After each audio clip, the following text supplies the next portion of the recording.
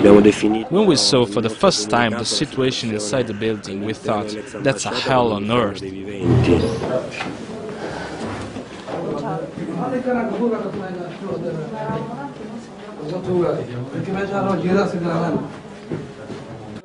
Rome. In the ex-Somalian embassy building, 140 refugees living in an extremely degraded situation. They don't have water, heating or electricity. The windows are broken and inside it's damp and there is dirt and garbage everywhere. To cook something and to warm themselves, they often light a rudimentary, dangerous fire, using alcohol as fuel. They have learned how to do it from the murderers of the African desert, as Shukri Said, a Somalian activist who is trying to help her fellow citizens, has told us. After the fall of the Siad Barre's regime and the outbreak of the war, the government of Mogadishu wasn't able to finance its Italian embassy anymore. So since 1991, the building has been abandoned. The three-story house in the Lini Street has now become a dormitory and a permanent shelter for these people. They all have documents allowing them to stay in Italy and they're asking for asylum. So, according to international law, they should have access to special assistance programs. In this crumbling building, the Somalis are sleeping on mattresses and boxes on the floor. The squalor inside the embassy is all the more absurd, given that it's situated in Rome's most elegant residential district.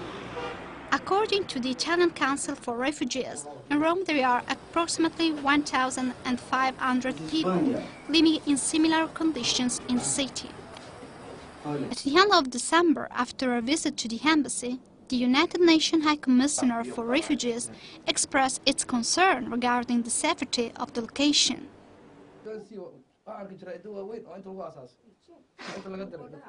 In here we suffer physical and psychological stress. Sometimes you can even see someone speaking to himself.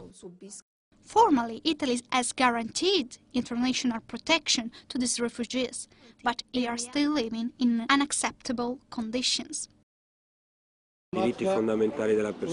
For too many years, fundamental rights have been erased living in this dimension. That's why we asked the institution for new solutions and for a better reception and integration. In 2003, after the introduction of the so-called Dublin II regulation law, the building on the Lini Street is called Dublin's House. The building is now the official residence for all the people who have been deported from other EU countries, because the new immigration law states asylum seekers must remain in the country where they first made their application for asylum, as is the case for these people who have been fingerprinted by the Italian police.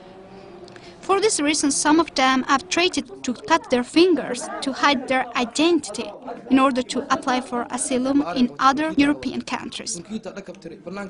Every day some of us leave Italy, but they always return here. We are forced to run away because we don't want to keep living here. It's dangerous and many of us are seriously ill.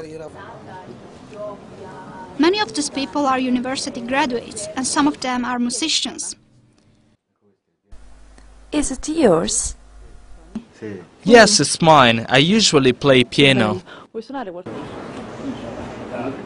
Various humanitarian organizations denounced the situation of the ex-Somalian embassy. On December the 30th, there was a press conference, but the UNHCR says the Italian media devoted hardly any coverage to this humanitarian emergency. The Italian media aren't interested in immigration and asylum. The papers here talk about immigration only in connection with crimes committed by immigrants.